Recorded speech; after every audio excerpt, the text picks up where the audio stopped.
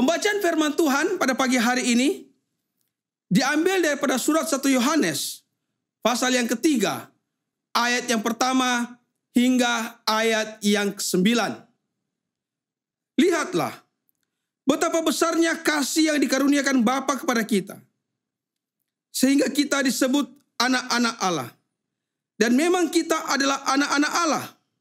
Karena itu dunia tidak mengenal kita, sebab dunia tidak mengenal Dia. Saudara-saudaraku yang kekasih, sekarang kita adalah anak-anak Allah. Tetapi belum nyata apa keadaan kita kelak. Akan tetapi kita tahu bahwa apabila Kristus menyatakan dirinya, kita akan menjadi sama seperti Dia. Sebab kita akan melihat Dia dalam keadaannya yang sebenar.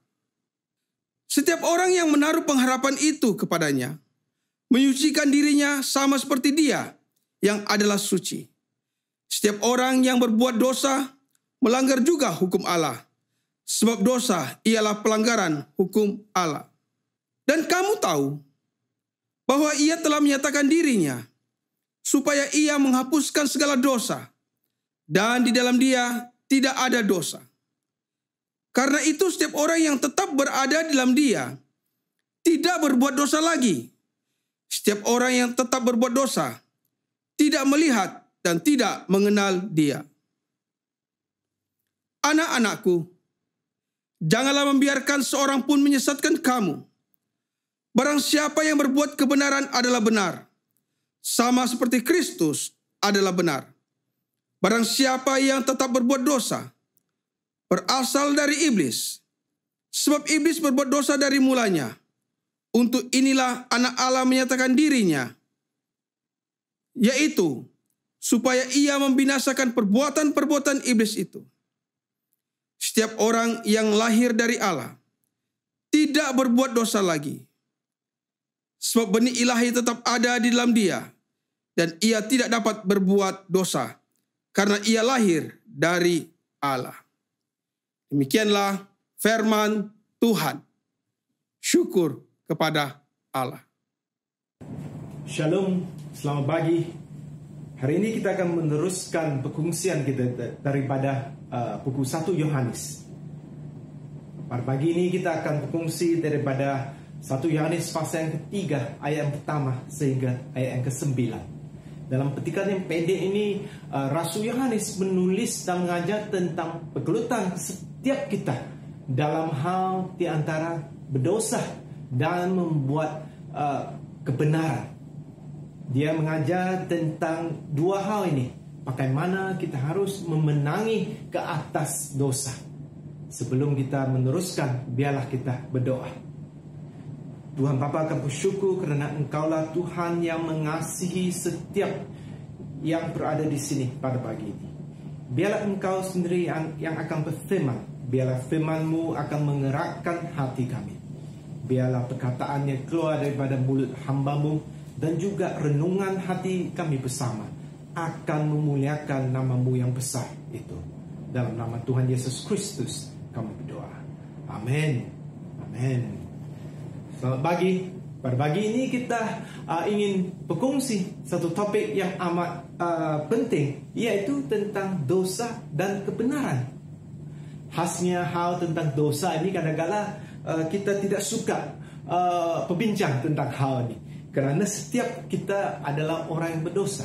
Tetapi tentang hal dosa ini dan fahamannya dan juga pergelutan kita dengan dosa itu adalah satu topik yang amat penting yang harus kita belajar dan juga memahami. Kerana dasar kita menjadi orang Kristian, percaya kepada Yesus Kristus, ialah pengakuan kita bahawa kita adalah orang yang berdosa, dan kita telah mengakui bahawa kita telah dengan sepenuh hatinya menyerahkan keinginan dan juga dosa kita, kelemahan kita ke dalam tangan Tuhan Yesus. Tetapi kenyataannya ialah sungguh pun kita adalah orang yang sudah berdoa begitu, tetapi kita masih bergelut dengan dosa dalam sepanjang hidup kami. Mari kita belajar daripada Rasul Yohanes. apakah dia mengajar kepada kita tentang hal ini? Dia berkata dalam ayat yang pertama, dalam fasa ketiga ini, dia berkata, lihatlah betapa besarnya kasih yang dikaruniakan Bapa kepada kita, sehingga kita disebut anak-anak Allah. Dan memang kita adalah anak-anak Allah. Kerana itu dunia tidak mengenal kita, sebab dunia tidak mengenal Dia.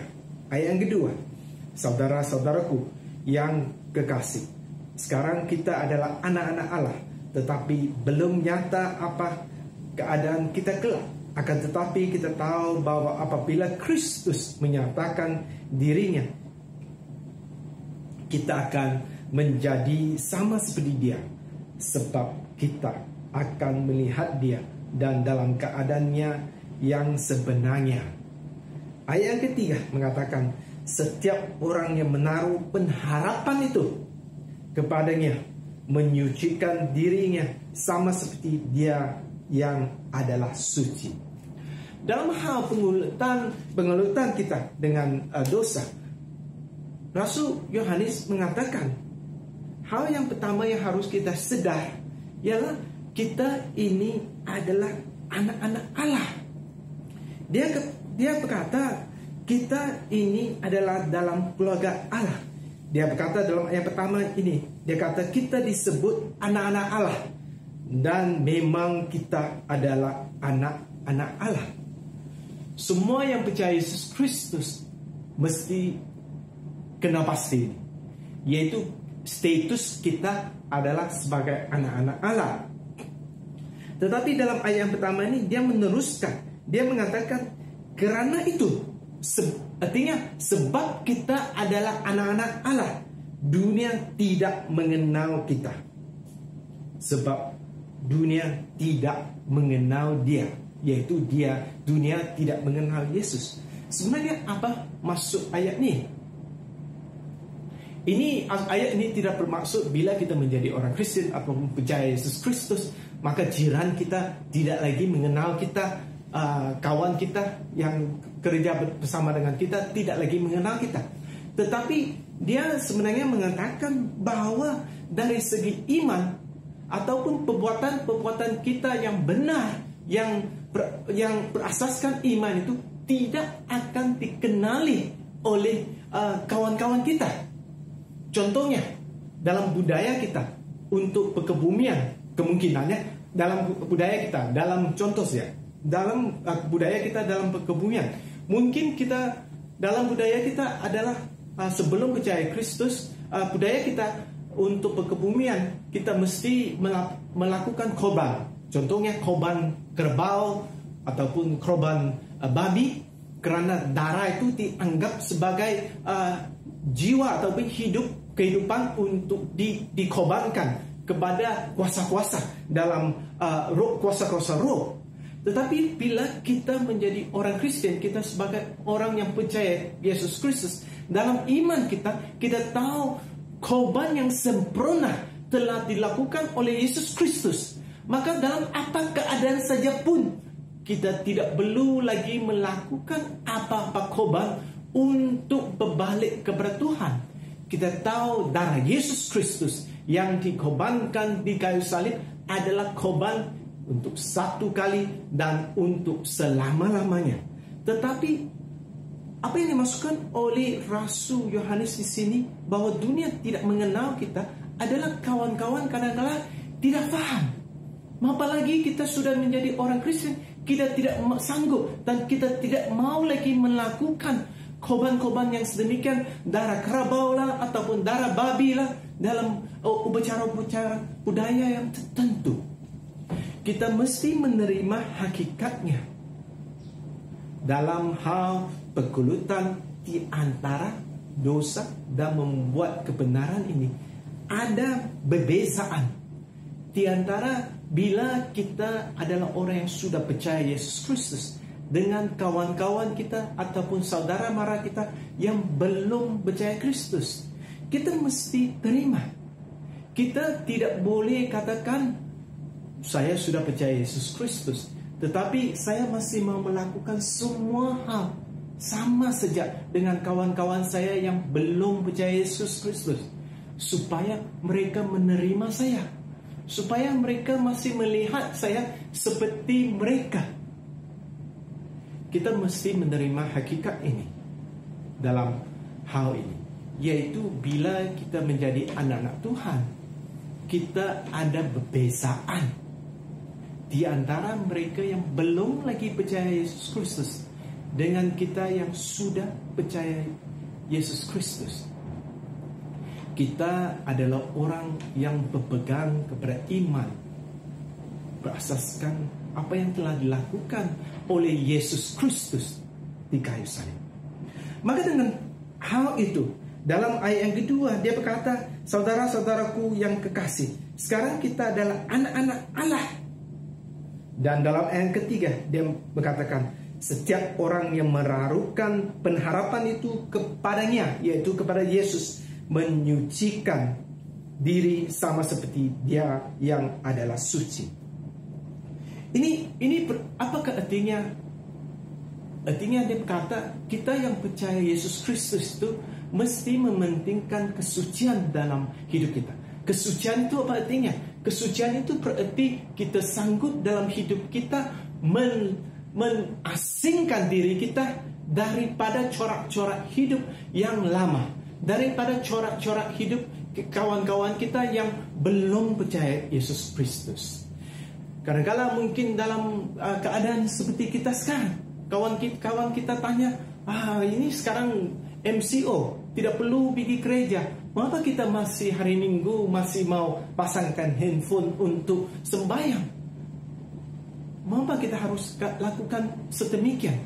Kita lakukan sedemikian kerana kita adalah orang yang suci. Suci bukan artinya kita sebagai orang yang holy saja, tetapi orang yang diasingkan oleh Tuhan untuk Tuhan. Maka kita berada dengan handphone kita ataupun di depan komputer kita sebab kita adalah orang yang dipanggil dan diasingkan oleh Tuhan untuk menyembah Dia pada waktu ini. Maka corak hidup kita harus juga berlainan. Corak hidup kita yang tidak menyenangkan firman Tuhan dan tidak menyenangkan Tuhan, mestilah kita tinggalkan. Kita mesti mengamalkan corak hidup yang mengikut kesucian Tuhan, sama seperti Dia, seperti yang dikatakan oleh Rasul Yohanes. Dalam hal ini, dalam perkataan bahawa kita ini adalah anak-anak Tuhan, juga mempunyai satu maksud yang sangat mendalam, yaitu kita mempunyai Bapa di syurga. Dan kita dipanggil bila kita mempunyai Bapa kita. Kalau kita bayangkan kita adalah anak-anak kecil, bila kita mengikut Bapa kita keluar dari rumah, pandangan kita selalu akan dialihkan kepada Bapa kita. Maka kalau Bapa kita membawa kita ke kedai, maka bila kita dalam berjalan kaki ke kedai, kita selalu mengalihkan pandangan kita kepada Bapa kita, kerana kita sebagai anak-anak kecil mau ikut Bapa kita. Maka dalam konteks yang sama, apabila Rasul Yohanes mengatakan kita adalah anak-anak Tuhan, dia juga memanggil kita supaya pandangan rohani kita dialihkan kepada Bapa kita. Dalam hal bagaimana kita boleh melakukan hal-hal yang seperti yang dikatakan oleh Rasul Yohanes dalam ayat ketiga ini, yaitu mengatakan kita menyucikan diri kita sama seperti Dia yang suci. Bagaimana kita menyucikan diri kita? Kita harus mengalihkan pandangan kita kepada Bapa kita di syurga. Setiap kali bila kita berdiri di depan sesuatu hal yang memberikan kita pilihan di antara membuat yang berdosa ataupun membuat sesuatu yang suci, Rakan-rakan saya menyuruh kita supaya sebelum buat keputusan itu, alihlah pandangan kita kepada Bapa kita di syurga. Dalam hal ini saya ingin memberi satu cerita. Saya ada satu kawan yang dulu dia ceritakan cerita ini kepada saya. Dia kata waktu dia berada di sekolah menengah, bila dia ada di sekolah menengah, dia mula belajar bagaimana merokok. Dan setiap hari bila dia berjalan kaki ke sekolah, dia ada dua pilihan. Satu adalah shortcut, yaitu jalan yang pendek dari rumahnya sampai ke sekolah. Satu adalah jalan yang amat panjang untuk sampai berjalan kaki untuk lebih panjang lah, lebih jauh sampai ke sekolah.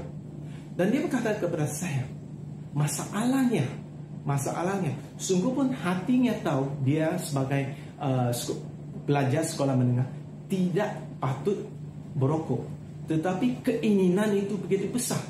Maka setiap kali dia pergi sekolah, waktu itu adalah zaman 40 tahun yang lalu, kedai-kedai masih dibenarkan untuk jual rokok dengan sepatang, dua patang. Jadi setiap kali dia pergi sekolah, dia akan mengambil jalan yang pendek itu. Mengapa? Sebab di pertengahan jalan yang pendek itu ada kedai yang sanggup jual satu patang rokok kepada dia.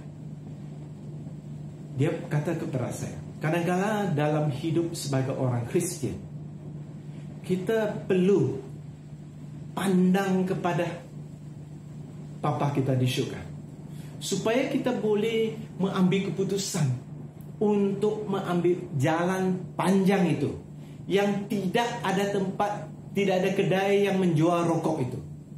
Supaya dalam kesanggupan kita untuk mengalihkan pandangan kita kepada Bapa di syurga, kita sanggup berjalan lebih jauh dan mengelakkan diri kita daripada kedai yang menjual rokok itu. Saya kurang pasti sama ada dalam hidup kita ada juga kedai yang menjual rokok itu. Adakah dalam hidup kita juga ada jalan yang pendek dan jalan yang panjang? Tapi apa yang saya tahu, dalam setiap kita, termasuk diri saya, mempunyai penggelutan ini, yaitu di antara memilih jalan yang pendek yang ada kedai menjual rokok ini, ataupun memilih jalan yang lebih jauh tetapi tidak ada kedai yang menjual rokok ini. Persoalannya kadang-kala kita membuat keputusan yang salah sebab kita tidak mengalihkan pandangan kita kepada Tuhan kita, Bapa kita di syurga. Sebab kita tidak sedar bahawa kita yang percaya Yesus Kristus adalah anak-anak Allah. Seterusnya dalam ayat yang keempat, Rasul Yohanes mengatakan ini. Dia kata, setiap orang yang berbuat dosa melanggar juga hukum Allah, sebab dosa adalah pelanggaran hukum Allah. Ayat yang kelima dia berkata, dan kamu tahu bahwa dia telah menyatakan dirinya supaya dia menghapuskan segala dosa, dan di dalam dia tidak ada dosa. Kerana itu, ayat ke-6, kerana itu setiap orang yang tetap berada di dalam dia tidak berbuat dosa lagi. Setiap orang yang tetap berbuat dosa tidak melihat dan tidak mengenal dia. Rasul Yohanes seterusnya mengatakan terus terang tentang hal berbuat dosa ini. Dia mengatakan sebenarnya setiap kita dipanggil sebagai orang yang percaya Yesus Kristus, kita dipanggil untuk membuat kebenaran dan tidak berdosa. Dia berkata dalam ayat yang keempat ini, dia kata setiap yang berbuat dosa melanggar hukum Allah. Dan dia mengingatkan kita supaya setiap kita yang percaya kepada Yesus Kristus, supaya kita membuat hal-hal yang betul, yang benar. Kita dipanggil untuk berbuat kebenaran. dalam ayat yang kelima, bagaimana kita membuat kebenaran dan juga keluar ataupun mengelakkan diri kita daripada berdosa. Dalam ayat yang kelima, Yohanes mengingatkan kita. Dia berkata kita mesti sedar dan ingat, supaya dia yang menghapuskan segala dosa dan di dalamnya tidak ada dosa. Dia berkata dalam ayat 5 ini, dia kata setiap kita yang percaya Yesus Kristus harus sedar dan ingat dan tahu bahwa dia, yaitu Yesus Kristus, telah menyatakan dirinya kepada kita sebab dia menghapuskan dosa. Setiap kali kita ingin membuat sesuatu yang salah, kita perlu ingatkan diri kita. Dasar kita percaya Yesus Kristus ialah sebab dia telah mengalahkan, ataupun dalam perkataan Rasul Yohanes, bahwa Yesus telah menghapuskan dosa.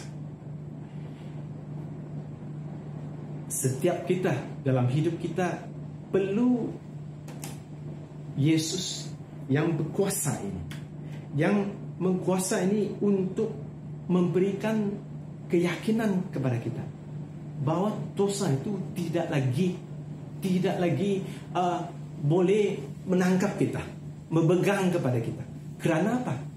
Bukan kerana kita ini adalah orang yang suci, ataupun kita ini adalah orang yang mempunyai superpower untuk mengalahkan dosa, tetapi kita mengalahkan dosa melalui apa yang telah Yesus Kristus lakukan untuk kita di kayu salib.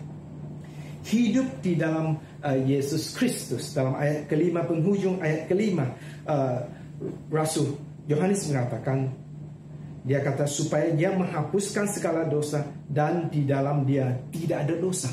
Maka kalau kita mau supaya kita memenangi kuasa dosa, kita perlu hidup di dalam Yesus Kristus. Apakah hidup di dalam Yesus Kristus ini? Kalau kita melihat seterusnya kepada ayat yang ke-6, sebenarnya Rasul Yohanes menerangkan apa artinya dalam perkataan negatif lah. Dia berkata dalam ayat ke-6, kerana itu setiap orang yang tetap berada di dalamnya tidak berbuat dosa lagi. Ya, setiap kita yang tinggal dalam Yesus Kristus tidak berbuat dosa. Tapi persoalan mungkin saudara dan saudari tanya-tanya, apakah artinya tetap di dalam Yesus Kristus itu?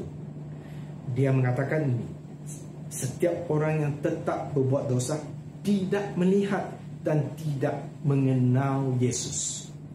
Maka bagi kita perlu faham, kita yang mau tetap di dalam Yesus Kristus perlu dua hal, yaitu kita perlu lihat kepada Yesus Kristus dan juga kenal Yesus Kristus. Apakah dalam iman kita, dalam kehidupan iman kita, apakah perkara-perkara yang sudah kita lihat yang memberikan keyakinan iman kepada kita? Mungkin kita sudah pernah melihat anak kita disembuh bila didoakan, ataupun kita telah melihat bagaimana Tuhan menjaga kita dalam keadaan COVID ini. Kita perlu mengalihkan pandangan kita kepada Tuhan. Di dalam perjanjian lama, bila mereka yang percaya Tuhan, setiap kali Tuhan melakukan sesuatu yang besar dalam hidup mereka, mereka meletakkan batu penantang, yaitu batu yang tandakan bahwa Tuhan telah melakukan sesuatu dalam kehidupan harian mereka. Dalam hidup kita juga, kita perlu melihat kepada Tuhan dalam mata rohani kita. Dan dalam hidup kita, kita perlu juga meletakkan tanda-tanda dalam perjalanan rohani, supaya mengingatkan kita bahwa Tuhanlah yang menyelamatkan kita. Dan dia mengingatkan kita supaya dalam kehidupan rohani kita, kita mestilah orang yang kenal Yesus Kristus. Kita mesti mengenal dia sebagai Tuhan yang menghapuskan dosa. Setiap kali Saudara-saudari, setiap kali kita mau dicobai sesuatu yang kita tahu tidak harus kita lakukan, kita perlu ingatkan diri kita. Kita adalah anak Tuhan yang dimana Yesus Kristus telah menghapuskan segala dosa kita. Kita hanya boleh mempunyai kuasa Yesus Kristus bila kita melihat kepada Dia dan juga bila kita mengenal Dia. Ini sebenarnya adalah hal yang amat penting. Kita perlu Yesus Kristus, lihat Dia dan kenal Dia dalam hidup kita. Tapi dalam perjalanan ini, Rasul Yohanes dalam ayat seterusnya mengingatkan. Dia kata dalam ayat ke-7, "Anak-anakku, janganlah membiarkan seorang pun menyesatkan kamu. Barang siapa yang berbuat kebenaran adalah benar, sama seperti Kristus adalah benar." Ini sebenarnya adalah ayat yang amat penting. Dalam golongan kawan-kawan kita, kita perlu dalam hal-hal iman, hal-hal kepercayaan, kita perlu orang yang percaya kepada Yesus Kristus sebagai orang yang berjalan bersama dengan kita. Dalam hal-hal iman, dalam hal-hal kepercayaan, kita jangan mengikut mereka yang menyesatkan kita. Kita perlu sedar bahawa dalam dunia ini ramai orang akan cuba menyesatkan iman kita. Dalam hal, kalau saya berbalik kepada hal perkebumian, kadang-kadang dalam keadaan bila ada seseorang yang meninggal dalam keluarga kita, kita sudah kalang kabut. Maka kita ini makcik yang sudah 5 tahun tidak pernah jumpa, dia muncul. Ini uncle yang 10 tahun tidak pernah datang, dia muncul. Inilah orang-orang yang kadang-kadang datang dan menjabar iman kita. Kita mau melakukan, kita mau percaya bahawa dalam Yesus Kristus segala korban telah dilakukan. Tetapi saudara mara kita yang tidak pernah kita jumpa begitu lama datang di depan kita dan mengatakan, "Oh, ini budaya kita bukan begini. Budaya kita patut kita buat begini. How ini mana boleh kita buat begini? Nanti orang yang meninggal itu dia tidak dapat limpas ke seberang," katanya. Karena ini mencabar iman kita. Rasul Yohanes mengatakan kepada kita, dia mengatakan dalam hal sama ada kadang-kala kita berdosa. Ini kadang-kala bukan semata-mata kerana kita mempunyai niat yang jahat, tetapi kadang-kala kita disesatkan oleh orang di antara yang ada di antara kita. Maka saya ingin memberikan satu nasihat dalam hal-hal keluarga ataupun hal-hal yang luar biasa dalam yang berlaku dalam keluarga kita ataupun di antara kita. Sama ada kita jatuh ke dalam satu kerumitan ataupun dalam hal segi yang lain, kita menjadi sangat dalam keadaan yang sangat senang dan mempunyai banyak kejayaan. Dalam setiap keadaan ini, kita harus merujuk kepada mereka yang boleh memberikan pimpinan rohani dalam Yesus Kristus kepada kita. Contohnya berbalik kepada perkebumian. Orang yang pertama yang harus kita hubungi bila ada kematian dalam keluarga adalah ketua kelompok sel kita. Dan juga kadang-kala adalah ketua-ketua dalam gereja kita, supaya mereka boleh memberikan nasihat yang betul, supaya kita tidak jatuh dalam dosa. Seterusnya, Yohanes mengatakan dalam ayat ke-8, dia berkata, barang siapa yang tetap berbuat dosa berasal dari iblis, sebab iblis itu berbuat dosa daripada mulanya. Untuk inilah anak Allah menyatakan dirinya, yaitu supaya dia membinasakan perbuatan iblis itu. Rasul Yohanes mengingatkan kita perlu bertumbuh dalam hidup kesucian kita. Kita perlu berpegang kepada kuasa Yesus Kristus. Kuasa Yesus Kristus yang telah membinasakan perbuatan iblis itu. Setiap kali kita berdepan dengan pilihan, sama ada kita ingin berdosa ataupun membuat perbuatan kebenaran,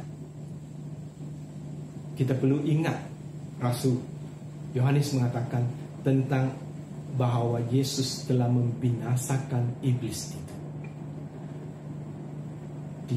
Di dalam Kejadian pasal ketiga, yaitu petikan yang menceritakan ataupun memberitahu kita tentang dosa, yaitu Adam dan Hawa.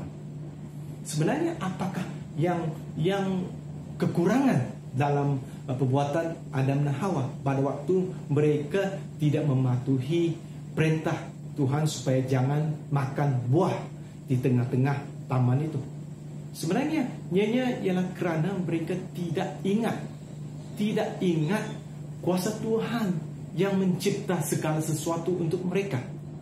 Mereka hanya ingat satu hal yang Tuhan kata jangan. Mereka tidak lagi ingat kuasa besar itu, yaitu kuasa besar Tuhan yang mencipta segala langit, bumi, dan segala yang mereka ada pada waktu itu. Dalam hal yang sama, dalam hal ini Rasul Yohanes mengingatkan kita, dalam pilihan ini kita perlu ingat kuasa besar itu, yaitu kuasa Yesus yang telah membinasakan iblis. Kita tidak mau ikut tim-tim yang kalah. Kita tidak mau ikut tim-tim yang kecil, tetapi kita mau ikut Yesus yang besar itu, yang Yesus yang telah membinasakan iblis itu. Ini adalah dalam perjalanan rohani kita, dalam fikiran rohani kita, dalam fahaman rohani kita, di dalam roh kita, jiwa kita, spirit kita. Kita perlu berpegang kepada kemenangan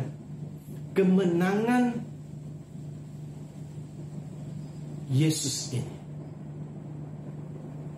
Ada kadang-kala ada orang yang katakan kepada kita, kalau kita tidak lakukan ini, nanti malam akan berlaku ini. Kalau kita tidak buat ini, nanti akan berlaku ini. Kadang-kala kita dalam keadaan serba salah kerana kata-kata seperti begitu. Dalam keadaan itu, saudaraku, saya ingin ingatkan kita supaya kita ingat berpegang kepada ini, yaitu Yesus telah membinasakan iblis. Kata-kata ancaman, kata-kata yang menakutkan ini, bahwa ini akan berlaku, itu akan berlaku, sebenarnya adalah perkataan-perkataan untuk menakutkan kita, untuk mengkecil-kecilkan kita. Itu semuanya adalah perbuatan iblis. Dan kita ingat apa yang dikatakan oleh Rasul Yohanes, yaitu kesemua itu telah dibinasakan oleh Yesus Kristus. Apa yang kita ada kemenangan dalam Yesus Kristus.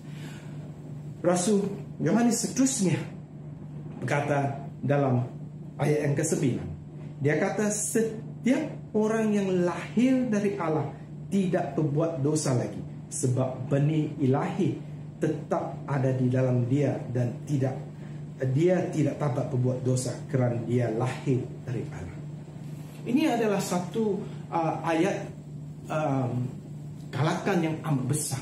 Dia mengingatkan kita, bukan saja kita anak Allah, tetapi kita anak Allah sebab Tuhan telah meletakkan benih dalam hidup kita. Ya, benih itu amat penting kan. Kalau kita tanam benih rambutan, kita tahu selepas 7 tahun kita akan dapat, kalau ada buah, kita akan dapat buah rambutan. Tapi kalau kita tanam tapi kita tahu kalau kita tanam benih rambutan, pada tahun yang ke-7 tidak akan berbuah durian. Itu adalah kenyataan. Maka yang sama, dia mengatakan bahwa kita adalah anak Allah, benih telah diletakkan oleh Tuhan dalam hidup kita, maka dia berkatakan dalam ayat ke-9 ini, dia kata, kerana kita dilahirkan oleh Allah, maka kita tidak boleh berbuat dosa, kerana kita dilahirkan oleh Allah.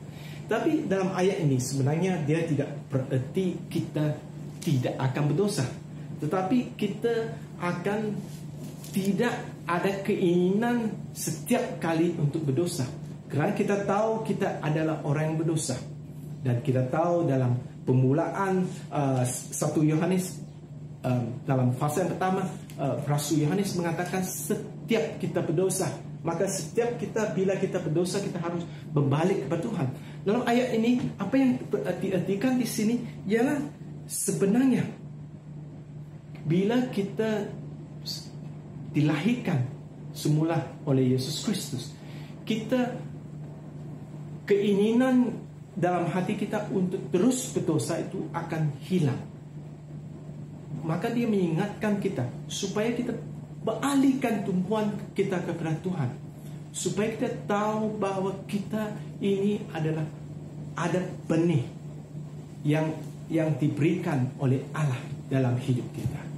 Saya kurang pasti dalam hari ini di manakah keadaan kita.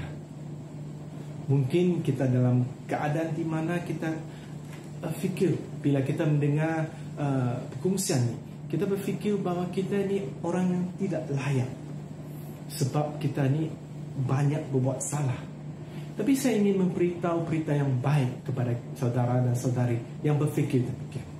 Kita ini semua orang yang percaya Yesus Kristus kerana kita adalah orang yang tidak layak.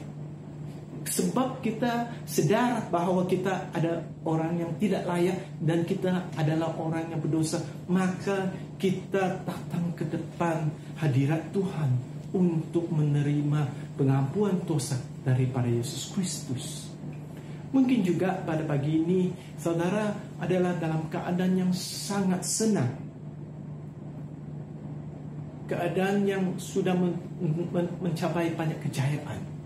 Saya ingin memberikan juga amaran kepada kita, supaya untuk memeriksa hidup kita, adakah kita mengalihkan pandangan kita kepada Tuhan, untuk melihat kepada Bapa kita kerana kita adalah anak-anak Tuhan. Adakah pandangan rohani kita selalu mengalih kepada Yesus Kristus, supaya kita melihat Dia dan mengenal Dia, supaya kita tahu kita adalah orang yang dipanggil untuk membuat kebenaran. Kalau kita dalam keadaan senang, kita juga perlu sedar tentang ini. Kerana kadang-kadang dalam kesenangan kita dengan begitu mudah saja kita jatuh dalam dosa. Saya tidak kira hari ini, saya tidak kira apakah keadaan kita. Tetapi yang penting, kalau kita berada di dalam worship service ini, saya boleh berkongsi dan saya tahu Tuhan ada maksudnya yang tersendiri mengapa kita berada dalam kebaktian ini, kebaktian online ini. Saya tidak tahu keadaan benih yang telah ditanam oleh Tuhan dalam hidup kita. Kemungkinan dalam hidup kita sekarang, benih yang ditanam dalam hidup kita adalah benih yang baru sejak diletakkan. Inilah kali yang pertama ataupun begitu lama sekali saudara tidak pernah mengikuti kebaktian. Dan pagi ini ataupun masa ini kita mengikut kebaktian ini. Saya ingin kenal pasti bahawa Tuhan sedang berfirman kepada kita. Tuhan sedang bercakap dengan kita bahawa Dia sedang menanamkan benih ini untuk saat ini, supaya saudara atau saudari datang ke dalam hadiratnya, supaya saudara dan saudari mengenal Dia sebagai Tuhan yang menyelamatkan kita. Saya ingin berdoa Kepada kalau kita adalah saudara dan saudari yang belum mengenal Yesus Kristus, saya ingin berdoa dengan kita dengan doa yang pendek ini, dan kita boleh ikut doa ini untuk menerima Juru Selamat Yesus Kristus dalam hidup kita. Mari kita berdoa. Tuhan Bapa, kami mengakui bahwa kami adalah orang yang berdosa. Biarlah Engkau sendiri yang membawa kami ke dalam hadirat-Mu pada masa ini, waktu ini, saat ini. Kami ingin membawa segala dosa kami ke dalam hadirat-Mu. Biarlah Engkau masuk ke dalam hati kami dan menjadi Juru Selamat kami. Terimalah kami sebagai anak-anak-Mu. Dalam nama Tuhan Yesus Kristus kami berdoa. Amin. Kalau saudara dan saudari ada berdoa mengikuti doa tadi, saya ingin menggalakkan kita supaya memberitahu kawan kita yang sudah percaya Yesus Kristus. Dan juga mungkin saudara boleh menghubungi kami dalam gereja kami, dalam social media, supaya staff kami boleh berhubung dengan saudara atau saudari. Tapi untuk kita semua yang berada dalam kebaktian ini, saya ingin mengakhiri perkongsian saya dengan berdoa bersama-sama dengan kita. Tuhan Bapa, biarlah Engkau sendiri yang mengajar kami bagaimana kita harus mengalihkan tumpuan kami kepadamu, supaya dalam segala pengelutan kami, dalam dosa, pengelutan kami dengan dosa, kami akan mengalihkan tumpuan kami kepadamu, supaya Engkau akan membawa kami dalam jalan kebenaran, supaya perbuatan kebenaran kami akan menyenangkan namamu, supaya perbuatan kebenaran kami akan memuliakan, supaya perbuatan kebenaran kami akan menunjukkan bahwa kami adalah anak-anak. Biarlah Engkau sendiri yang memberikan kuasa kepada kami, supaya dalam hidup kami akan mendapat kemenangan ke atas pencobaan yang ada dalam hidup kami. Tuhan, kami bersyukur kerana Engkau adalah Tuhan yang mengasihi setiap yang berada di sini. Setiap di antara kita Engkau kenali. Biarlah Engkau menyentuh hati kami, supaya setiap kami sanggup